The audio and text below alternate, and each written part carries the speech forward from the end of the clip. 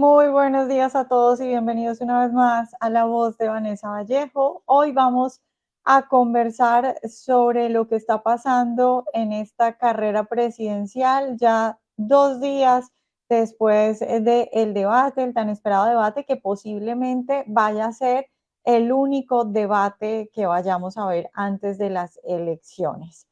No solo quiero conversar hoy con ustedes sobre lo que sucedió en el debate, sobre las dudas, sobre los cambios de opiniones, sobre los momentos curiosos, sino también sobre, en general, en qué estamos en esta carrera presidencial, es decir, cuáles son las propuestas de cada uno de los dos lados, o más bien cuáles son las posiciones de cada uno de los dos lados sobre los asuntos que más afectan a los americanos y sobre los asuntos que más preocupan al votante promedio.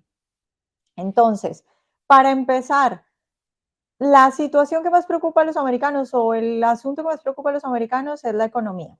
El debate empezó precisamente con esa pregunta. Le preguntaron a Kamala Harris, que yo creo que esta es muy buena pregunta, o sea, está muy bien formulada, fue, vicepresidente, señora vicepresidente, ¿usted cree que los americanos están mejor ahora que como estaban hace 3 años y medio cuando el presidente era Donald Trump?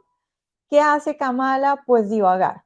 Empieza a divagar, empieza a hablar de su historia de cuando ella era niña, empieza a hablar de su familia, empieza a hablar de un montón de cosas que no tienen nada que ver. ¿Por qué? Porque ella sabe que la respuesta a esto es que los americanos están peor ahora que hace 4 años, y eso lo dicen todas las cifras.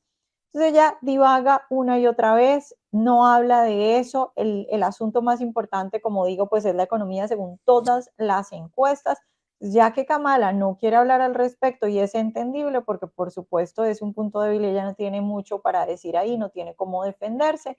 Vamos a ver algunas de las cifras en materia económica. Esto es un comparativo de enero, de lo que sucedía en enero del 2021, cuando Biden y Harris llegan a la Casa Blanca respecto a lo que pasa ahora. Es decir, es más bien un comparativo de cómo el expresidente Trump dejó las cosas frente a lo que está pasando ahora. Pues resulta que la economía ha subido un 21.8%, la economía no, la comida ha subido un 21.8%, es decir, estamos hablando de la inflación, digamos, desmenuzada por cada uno de, digamos, los artículos, ¿no? Comida, 21.8%. La vivienda ha subido 22.1%. La energía ha subido 31.8%. Digamos, en promedio, desde que el presidente Trump dejó la Casa Blanca hasta ahora, la inflación ha subido, los precios en general han subido alrededor de un 20%. Entonces, yo creo que cualquier persona entiende que la economía no va bien, porque a pesar de que de pronto la gente no revise todos los días cómo va la inflación ni las cifras, cuando va al supermercado, cuando a uno las cosas le suben 20%, es muy fácil darse cuenta. Es muy fácil darse cuenta que cosas como los huevos, la leche, es decir, productos que uno compra todos los días o que necesita todos los días y que compra cada semana en el supermercado, han subido de precio. Entonces, ya que Kamala no quiere hablar de esto, son cifras importantes que ya digo, aunque de pronto algunos americanos no tengan esas cifras a la mano, sí lo pueden ver todos los días cuando van al supermercado. Y aquí hay un dato bien interesante sobre esto. CNN, es decir, para mí las encuestas hechas por CNN, cuando se hacen, por ejemplo, en cuanto a CNN abriendo una encuesta en su plataforma ante el debate, para mí es evidente que la audiencia de CNN es una audiencia que obviamente está predispuesta a votar y a tener buenas percepciones sobre Kamala Harris. Entonces, después del debate, CNN abre una encuesta para preguntarle a la gente, pues, quién ganó o quién perdió el debate. Evidentemente, por lo que acabo de decir, pues, según los televidentes de CNN, quien ganó el debate fue Kamala Harris, pero el asunto fundamental, que es economía, llama muchísimo la atención, porque en esa encuesta de CNN, cuando le preguntan a la gente en quién confía más para manejar la economía, Trump tiene un 55%, mientras que Kamala tiene un 35%, es decir, estamos hablando de una ventaja de 20 puntos. Y esto es constante en todas las encuestas, es decir, todas las encuestas donde se le pregunta a la gente ¿Cuál de los dos candidatos cree que podría manejar mejor la economía? Trump siempre tiene una ventaja de alrededor de 20 puntos. Pero qué sucede en CNN y qué sucede además después del debate, creo que llama mucho la atención. Ahora, el cambio, porque CNN lo que hace es, le pregunta esto a la gente antes del debate, justo antes, y luego después del debate.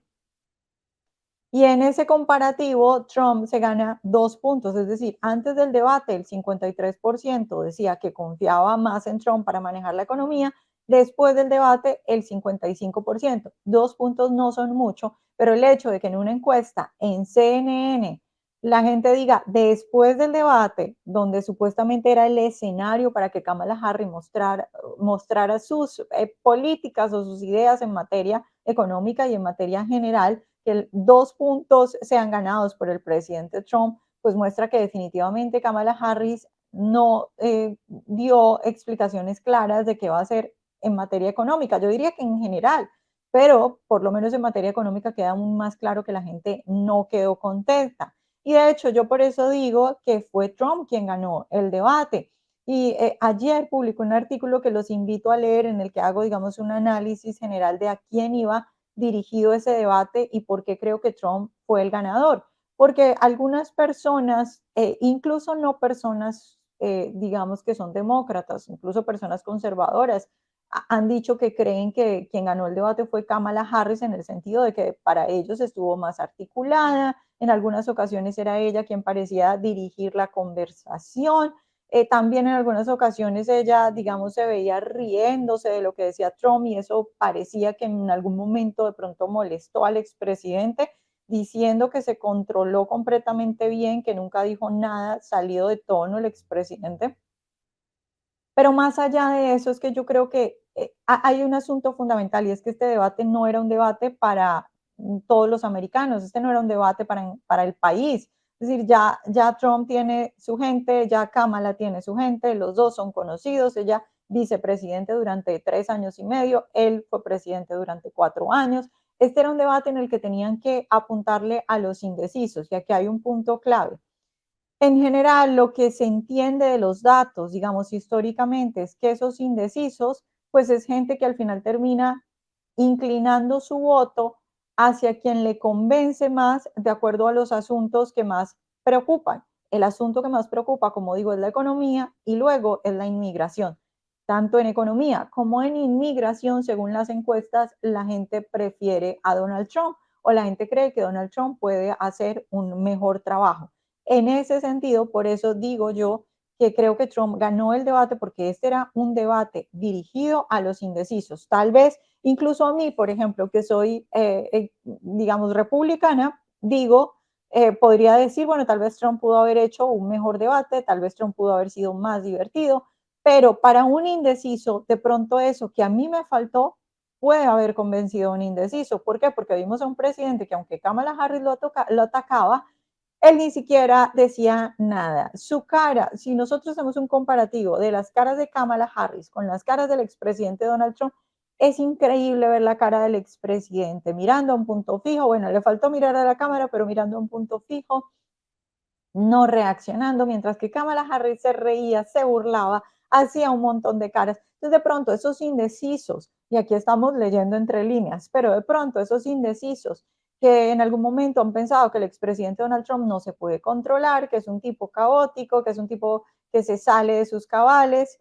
Al ver esto, yo creo que cualquier persona, es que yo en ocasiones decía, a mí me hubiera molestado esa actitud de Kamala, me hubiera molestado las mentiras que dijo, porque se echó más de 5 mentiras que yo conté sobre Donald Trump diciéndoselas en su cara descaradamente. A mí me hubiera molestado, si yo hubiera sido Trump me hubiera molestado. Y él controló eso completamente bien. Entonces, de pronto, incluso esa situación, que él haya sido tan medido, tan calmado, tan, para algunos conservadores, falto de aprovechar la oportunidad, por decirlo de alguna forma, incluso eso pudo haber convencido a algunos independientes. Vamos a ver qué pasa con las semanas, vamos a ver qué pasa con otras encuestas a medida que pase el tiempo. Ahora, vamos a hablar un poco de los cambios de opinión de Kamala Harris, que la verdad yo no sé si llamarlos cambios de opinión, los llamo así como para que se entienda que ella antes decía una cosa y ahora dice otra cosa, pero cambio de opinión en general implica que, bueno, como su nombre lo dice, la persona ha cambiado de opinión. Yo creo que ella no ha cambiado de opinión, sino que simplemente está diciendo cosas diferentes para, como dijo el senador Bernie Sanders, uno de los más extremos de este país, uno de los más izquierdistas de este país, dijo hace poco, el fin de semana, en una entrevista, dijo que él no creía que cuando le preguntaron por estos supuestos cambios de opinión de Kamala Harris, le preguntaron si él creía que ella había cambiado sus valores y sus ideales. Y él dijo que él no creía eso, que él simplemente creía que Kamala estaba haciendo lo necesario para ganar las elecciones. Esa a mí me parece una respuesta muy acertada y una respuesta muy honesta del senador Sanders, y creo que exactamente eso es lo que pasa. Por eso digo que no me parece exacto llamarlo cambio de opinión, pero lo llamamos así para que la gente entienda que son esos puntos en los que Kamala decía una cosa antes y ahora dice otra cosa, pero creo que efectivamente, como dice el senador, lo que está pasando es que ella ha entendido que para ganar las elecciones tiene que apuntar a ese votante indeciso, a ese votante que está en el medio, que tiene miedo de que ella sea una política, una señora extrema, una presidente extrema, que recordemos aquí que GovTrack, una organización independiente, en el 2019 la cataloga como la senadora más extrema, más a la izquierda, mucho más que Bernie Sanders, y eso ya es bastante para decir. Entonces vamos a hablar de esos cambios de opinión o de esos estrategias para ganar al votante indeciso, creo yo que es la forma más exacta de decirlo. Primero, hablemos de lo del fracking. El fracking es importante porque del fracking y de la exploración y de todas estas cuestiones salen cosas como, por ejemplo, los precios de la energía. Y eso afecta a los precios de la gasolina, los precios del gas, los precios de todos los combustibles, afectan los precios en general de todos los bienes y también de los servicios. Entonces, el fracking no es una cosa menor. Si a eso se le suma un escenario internacional donde Estados Unidos termina haciendo, por ejemplo, negociaciones con Venezuela para comprarle petróleo, pues no solo estamos hablando de los precios de los productos, que ya es suficiente importante y ya afecta suficientemente a las personas, a los americanos, pero también estamos hablando de cuestiones de política internacional, ¿no? Ahora, respecto al fracking, en los últimos días, o más bien en los últimos meses, desde que Biden le pasó la antorcha a Kamala Harris, ella ha dicho una y otra vez que ella no va a prohibir el fracking. Sin embargo, veamos lo que decía Kamala Harris en el 2019 sobre el fracking y cómo ella estaba dispuesta a hacer una prohibición a nivel nacional. Pennsylvania, where fracked gas wells have become a common sight, yet the toxic impacts of fracking on the community are immense, from contaminated groundwater to poisonous emissions. Will you commit to implementing a federal ban on fracking your first day in office, adding the United States to the list of countries who have banned this devastating practice? There's no question I'm in favor of banning fracking. So, yes. Bueno, ahí lo tienen. Ella dice, no hay ninguna duda de que estoy a favor de prohibir el fracking, y la pregunta es si lo iba a prohibir a nivel nacional. Es una respuesta muy clara de Kamala Harris. Entonces tenemos eso, y tenemos ahora a Kamala Harris diciendo, la acabamos de escuchar en el debate decir que ella no va a prohibir el fracking y que eso no va a suceder. Ahora, otro de los puntos en los que supuestamente ha cambiado de opinión, el asunto de las armas. En el debate la vimos decirle a Trump, y ella dijo, porque utiliza estas frases que yo creo que el coach le puso unas frases que repetía una y otra vez, y creo que en alguna medida pueden ser efectivas cuando ella dice que no haya duda sobre esto, pero precisamente son los puntos sobre los que hay duda porque ha cambiado de opinión sobre esto. Entonces ella en el debate dice algo así como que no haya duda sobre esto, no voy a prohibir el fracking y tampoco le voy a quitar las armas a los americanos. Y ahí habla de que su esposo y ella tienen armas. Sin embargo, en un rally en Wisconsin, esto fue en julio, fue el 23 de julio, es decir, hace nada. En ese rally, hablando de las armas, Kamala Harris dice, aprobaremos leyes de bandera roja, controles de antecedentes universales y una prohibición de armas de asalto.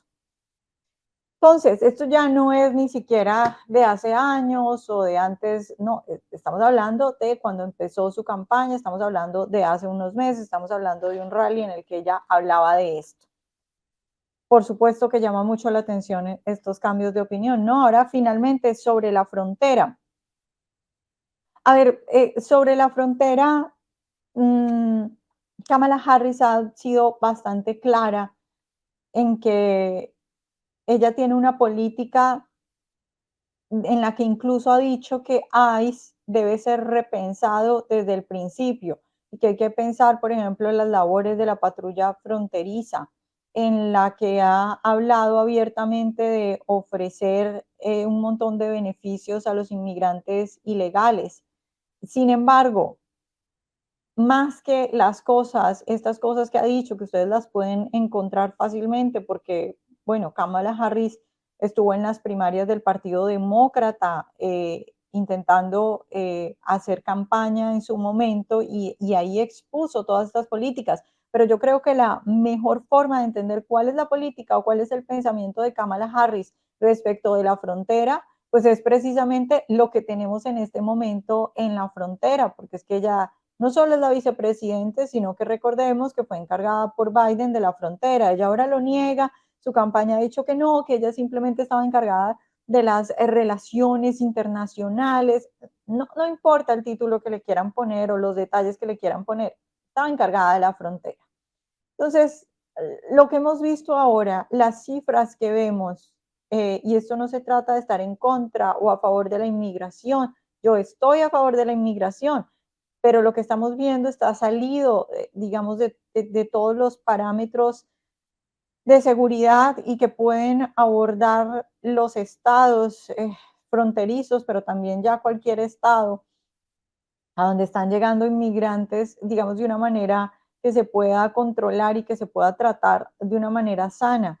Es decir, por ejemplo, la cantidad de inmigrantes que han entrado a este país y que están en la lista de terroristas del FBI. Es decir, cuando se miran esas cifras, cuando se miran las cifras en materia de migración, es claro que las cosas no están bien. Cuando la patrulla fronteriza está llamando la atención y diciendo una y otra vez que están agobiados, que no tienen cómo hacer el chequeo de las personas que entran, pues entonces ahí ya uno habla no solo de un desastre, sino incluso de problemas en materia de seguridad nacional. Sin embargo, ¿qué está sucediendo en este momento en la campaña de Kamala Harris respecto a la frontera? Bueno, la campaña de Kamala Harris respecto a la frontera puso un día antes del debate en su página de campaña, puso lo siguiente respecto a la frontera. Dijo, nuestra administración, es decir, la eventual administración de Kamala Harris y Tim Walz, dice, cree en soluciones duras e inteligentes para asegurar la frontera y reformar nuestro sistema de inmigración.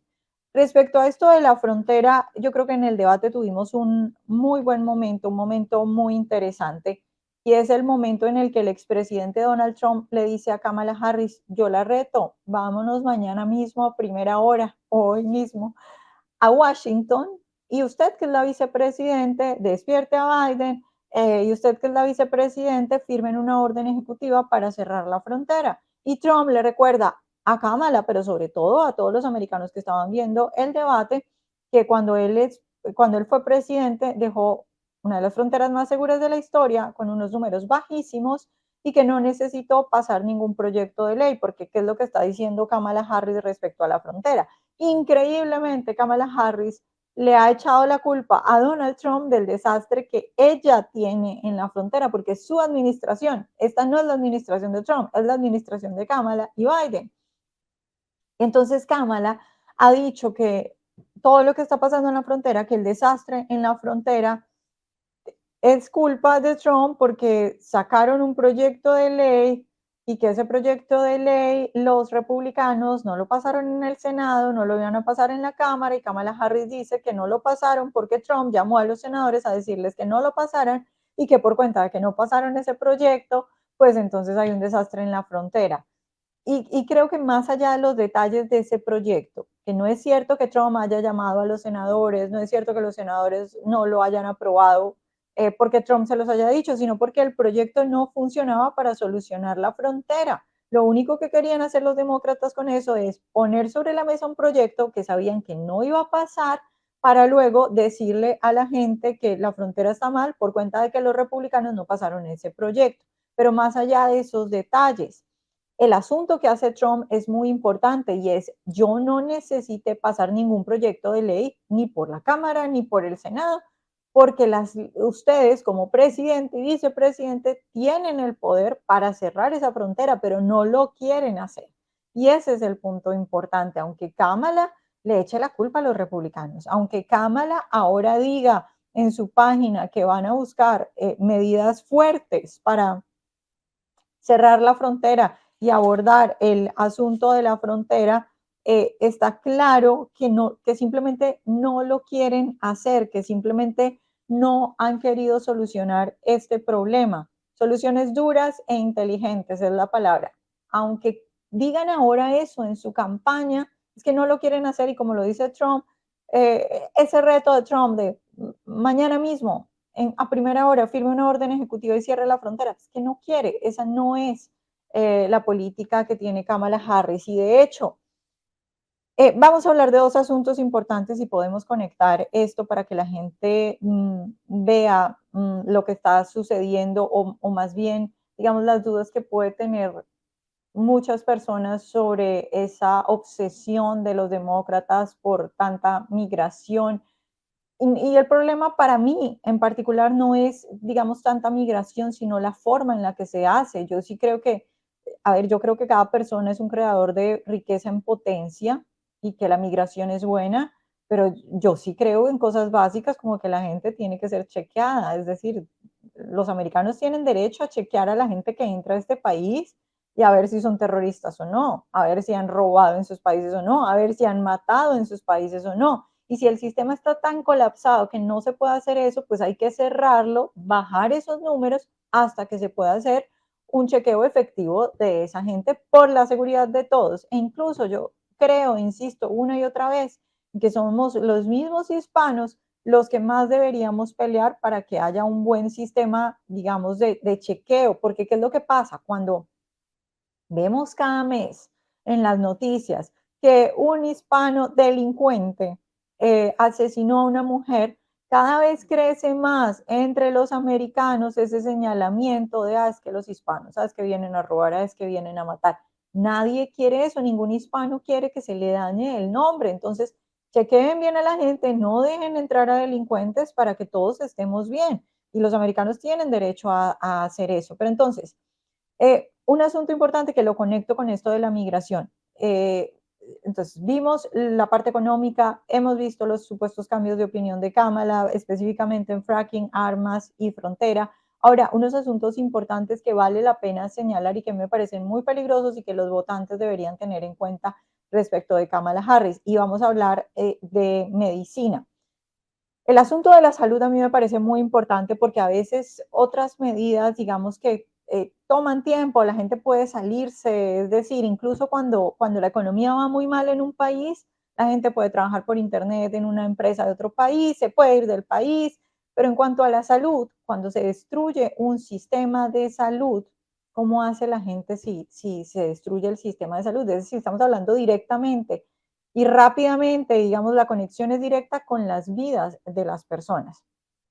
Kamala Harris ha tenido durante todo su tiempo ideas muy extremas en materia de salud. Y empiezo conectando esto con lo de la migración ilegal y con por qué hay tanta desaprobación de los americanos respecto a estas cifras. Entonces, vamos a ver un video en el cual el periodista le pregunta a Kamala Harris si ella está de acuerdo con que incluso un inmigrante, incluso ilegal, pueda tener acceso a servicio médico gratuito, o sea, Medicare for All. Estamos hablando de un inmigrante ilegal. Veamos este video.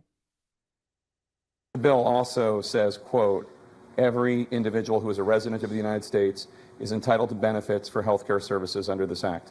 Not every individual who's a citizen, but every individual who's a resident. So you support giving universal health care, Medicare for all, to people who are in this country illegally? Let me just be very clear about this. I am opposed to any policy that would deny in our country any human being from access to public safety, public education, or public health, period. Bueno, como ella lo dice, déjenme ser muy clara en esto. Es muy clara, efectivamente. Ella lo que está diciendo ahí es que cree que los inmigrantes, incluso ilegales, incluso los que entraron rompiendo las reglas del país, deben tener acceso gratuito a salud y también a educación. Yo creo que por el bien de la migración y por el bien de un país, los inmigrantes deben trabajar y pagar sus propios servicios y pagar por las cosas que necesitan. Y cuando yo veo estas cosas, yo entiendo por qué cada vez más americanos quieren, por ejemplo, una deportaciones masivas. Porque claro, si lo que ellos están viendo, si lo que los americanos están viendo es que con su dinero se les está pagando a ilegales salud y educación gratuita y un montón de beneficios gratuitos, eso causa desprecio, rechazo en medio de la gente. Y esto es muy, muy peligroso. Pero esto nada más para conectar lo del servicio de salud con lo de la migración y con esas ideas peligrosas que tiene ella. Pero aquí hay un asunto también clave y es que ella dice gratuito para todos, sí, para ilegales, porque quería conectarlo con la migración, pero vamos a ahondar más en eso de un servicio de salud gratuito para todos. Miren, Bernie Sanders hace años está con esto de Medicare for All. Y al principio eso era visto como una idea loca, como una idea extrema, como así, los servicios privados, entonces, ¿qué? Y la salud privada, entonces, ¿qué? Y cómo el Estado se va a encargar de todo esto y quién va a pagar, porque lo que dicen que es gratis, alguien lo tiene que pagar. No, no existe tal cosa como algo gratis, ¿no? Entonces, vamos a ver este video en el cual le preguntan a ella exactamente qué piensa de los servicios privados, que si van a desaparecer los servicios privados, que si los quiere eliminar con esto de Medicare for All. Y ella, digamos que yo creo que muy claramente, no textualmente, pero creo que sí lo hace de una manera clara, diciendo que no es necesario los servicios privados. Vean ustedes lo que dice ella acá. Just to follow up on that, and correct me if I'm wrong, to reiterate, you support the Medicare for All bill, I think initially co-sponsored by Senator Bernie Sanders. You're also a co-sponsor on it. I believe it will totally eliminate private insurance. So for people out there who like their insurance, they don't get to keep it? Well, listen, the idea is that everyone gets access to medical care. And you don't have to go through the process of going through an insurance company, having them give you approval, going through the paperwork, all of the delay that may require. Who of us has not had that situation where you got to wait for approval and the doctor says, well, I don't know if your insurance company is going to cover this? Let's eliminate all of that. Let's move on. Bueno, ya la oyeron ustedes. Vamos a eliminar todo eso. Vamos a eliminar todo eso, se refiere a los seguros médicos. Eso es un problema muy grande porque, miren, normalmente la gente se queja mucho de cómo el gobierno hace las cosas. Normalmente la gente ve muy claro cómo el gobierno no actúa bien. Ahora imagínense encargar al gobierno de la salud, porque es que en cualquier momento a cualquier persona, no sé, le da una apendicitis y resulta que necesita un buen doctor, es decir, como decía antes, el tema de la salud es que es directo, inmediato, no se puede uno mirar a ver qué hace, si en 3 meses mejoro, si... No, entonces causa muertes muy rápido.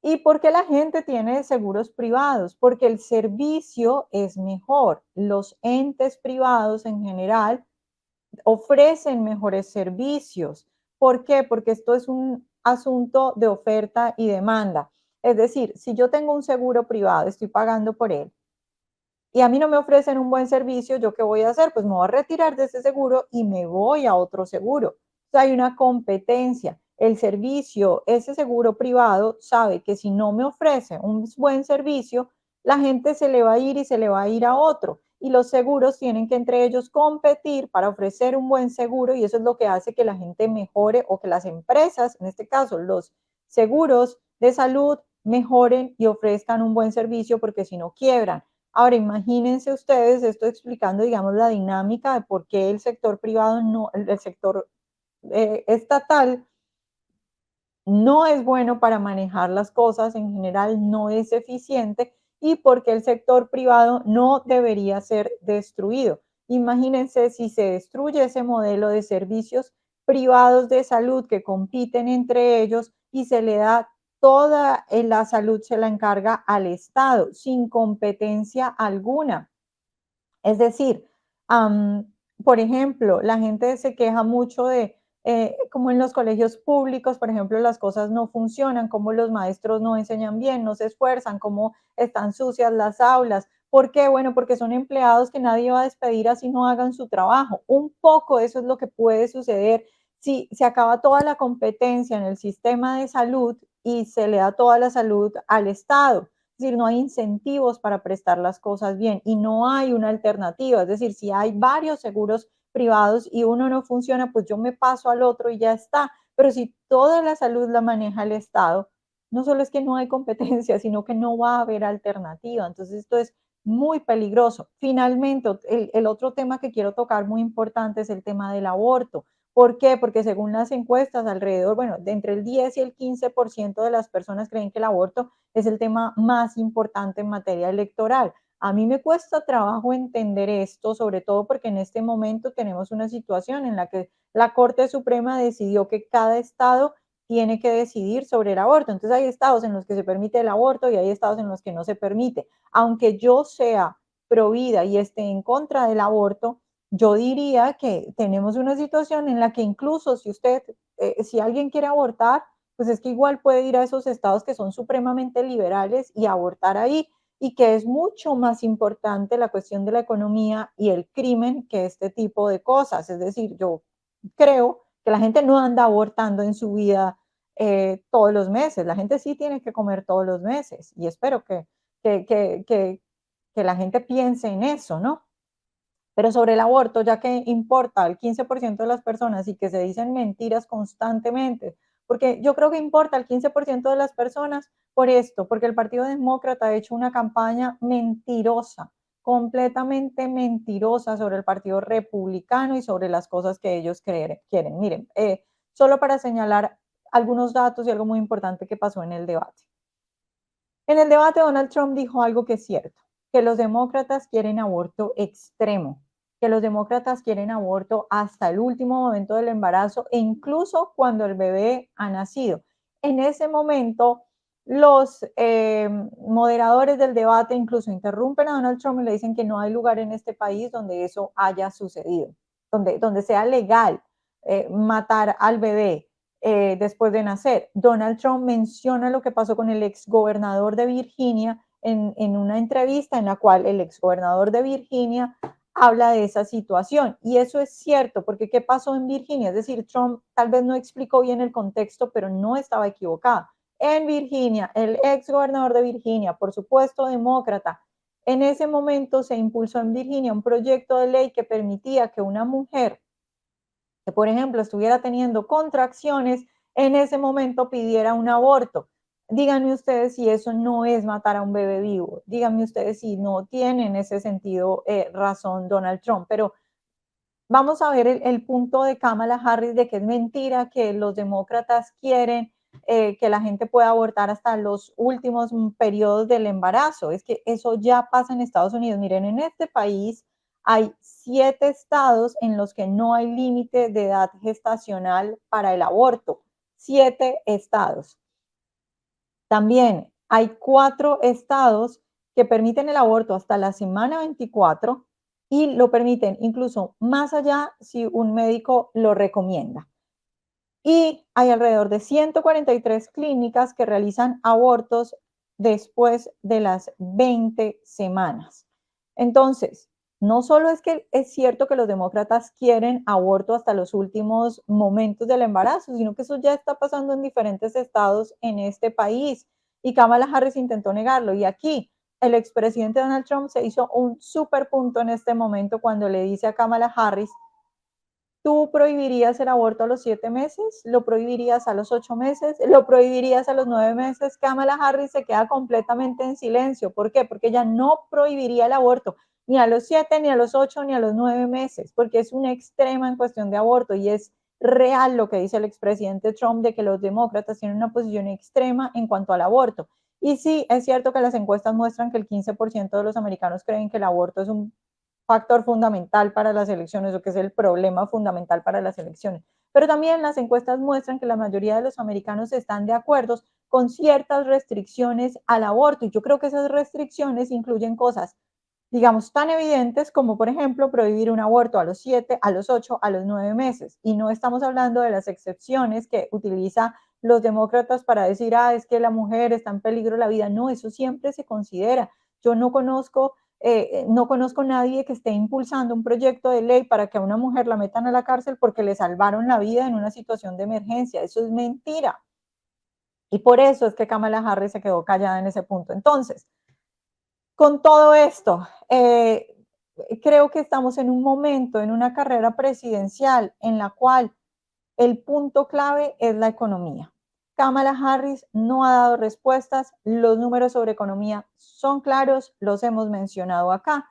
Las políticas del expresidente Donald Trump funcionaron, dejaron una economía fuerte. Tenemos por el otro lado una Kamala Harris supuestamente cambiando de opinión, pero en realidad no creo que sea un cambio de opinión, sino un engaño para que los americanos voten por ella. Y tenemos luego asuntos claves que a mí me preocupan, como el sistema de salud, por supuesto, lo que está pasando en materia económica, pero ya lo mencionamos, y el asunto del aborto, porque creo que mienten una y otra vez. En eso estamos, va a ser muy interesante ver las encuestas la próxima semana, después de este debate, que ya digo yo, creo que no va a mover mucho las agujas para Kamala Harris, y creo que Donald Trump fue el ganador, porque creo que el solo hecho de que el expresidente haya podido decir ante todos los americanos, por ejemplo, que no es cierto que él va a hacer una prohibición en todo el país del aborto, ya eso desenmascara a Kamala Harris. El solo hecho de que el expresidente le haya preguntado, ¿usted prohibiría el aborto al 9º mes y ella se haya quedado callada? Ya eso hace pensar a los indecisos.